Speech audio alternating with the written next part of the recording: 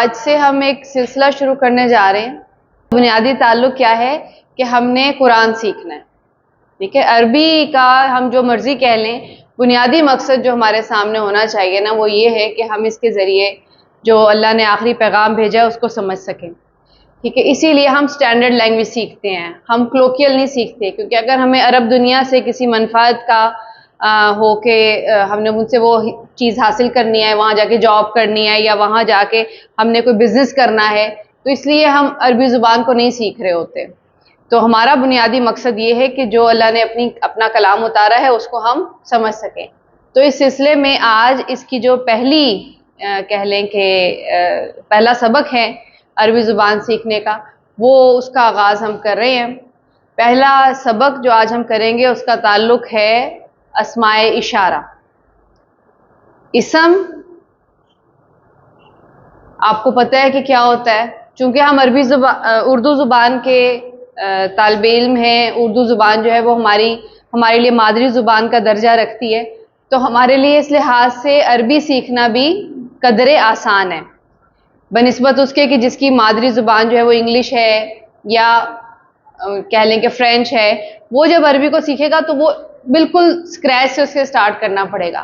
لیکن ہمیں یہ فائدہ ہے اس میں کہ ہماری چونکہ حروف تہجی عربی والے ہی ہیں, تو کافی حد تک ہمارے پاس بیسک نالج ہوتی ہے.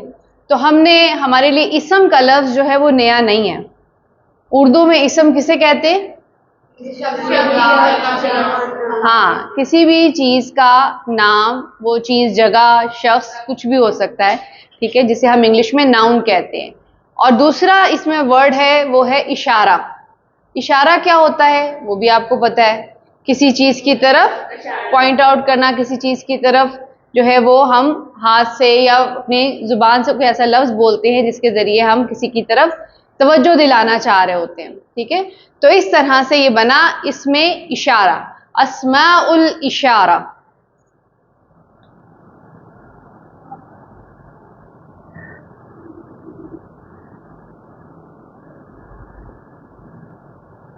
اسماء الاشارہ کیا مطلب ہوا؟ یعنی وہ اسماء جو اشارہ کرنے کے لیے, پوائنٹ آؤٹ کرنے کے لیے استعمال ہوتے ہیں. اب ہم نے اس کا دیکھنا ہے کہ عربی زبان میں یہ کون سے ہیں. اردو میں اسماء اشارہ کون سے ہیں؟ یہ. ٹھیک ہے, اور وہ کب استعمال کرتے ہیں ہم؟ دور کی چیز کے لیے. بالکل اسی طرح عربی زبان میں بھی قریب کے لیے ایک لفظ استعمال ہوتا ہے, اور ایک جو ہے وہ دور کے لیے استعمال ہوتا ہے. تو قریب کے لیے جو لفظ استعمال ہوتا ہے وہ کیا ہے؟ ہاذا. ہاذا. ہاذا کا مطلب یہ, انگلش میں دس. ہاذا یہ, اور انگلش میں دس. اب ہاذا جو ہے وہ ہمیں پتہ چل رہا ہے کہ یہ کس کے لیے استعمال کرنا ہے. ہم نے جب ہم نے کسی ایسی چیز کی طرف اشارہ کرنا ہے جو مذکر ہو, ٹھیک ہے, اس کے لیے. یعنی اگر میں کہوں گی کتاب, تو میں کہوں گی ھذا کتاب, یہ کتاب ہے. ٹھیک ہے, لیکن اگر کوئی لفظ ایسا ہے میرے پاس جو کہ مؤنث ہے, تو پھر اس کے لیے کیا میں ھذا کا لفظ استعمال کر سکتی ہوں؟ نہیں. اس کے لیے کیا لفظ استعمال ہوگا؟ ھذہ. اور ھذہ کے ساتھ ہمارا جو اسم ہے وہ مؤنث ہونا چاہیے, تو ہم مؤنث اسم لے لیتے ہیں ساعہ. ساعہ کسے کہتے ہیں؟ گھڑی کو. گھڑی. اور اس میں علامت مؤنث کیا ہے؟ اس میں تا کا لگا ہونا. ھذہ ساعۃ, یہ ایک گھڑی ہے.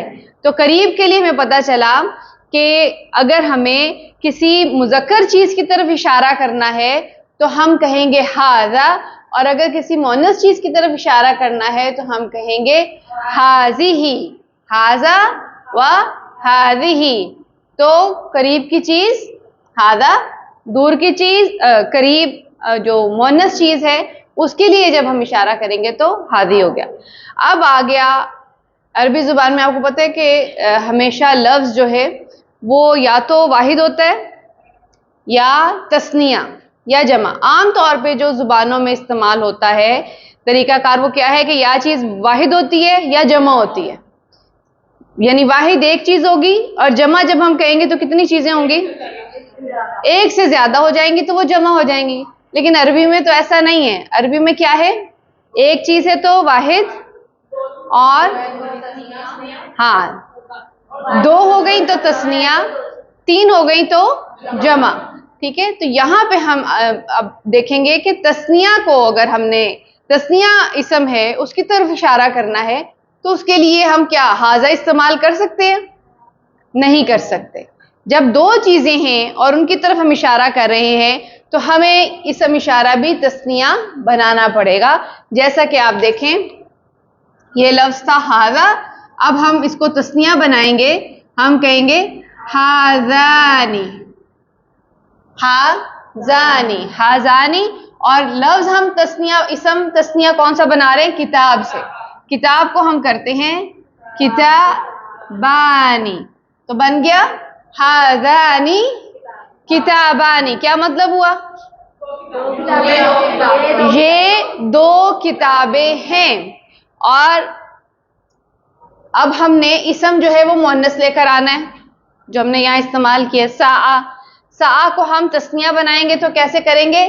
ساعتانی، ساعتانی.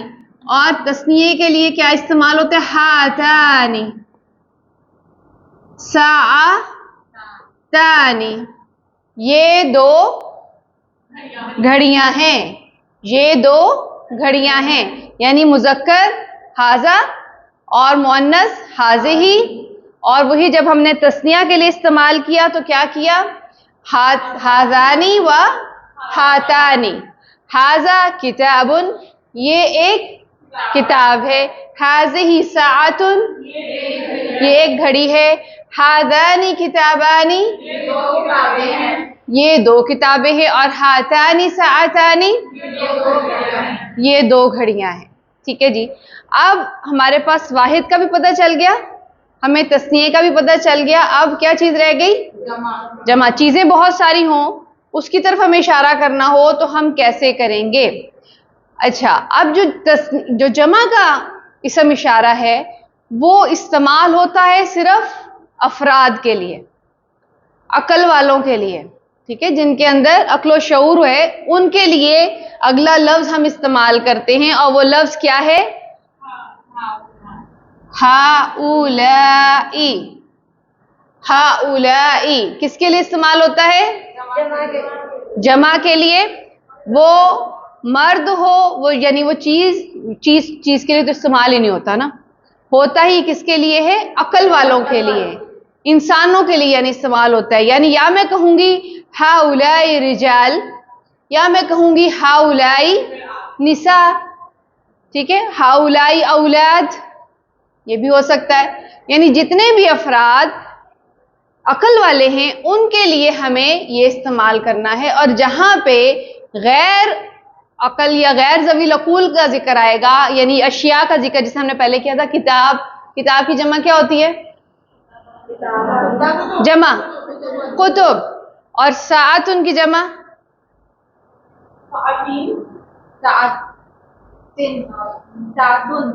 ساعات. ساعات جیسا طالبت ان سے طالبات. ٹھیک ہے، تو جب ہم یہ جمع استعمال کریں گے جو کہ غیر ذوی العقول کے زمرے میں آتی ہے. کون سی جمع؟ یعنی کتاب کی جمع کیا؟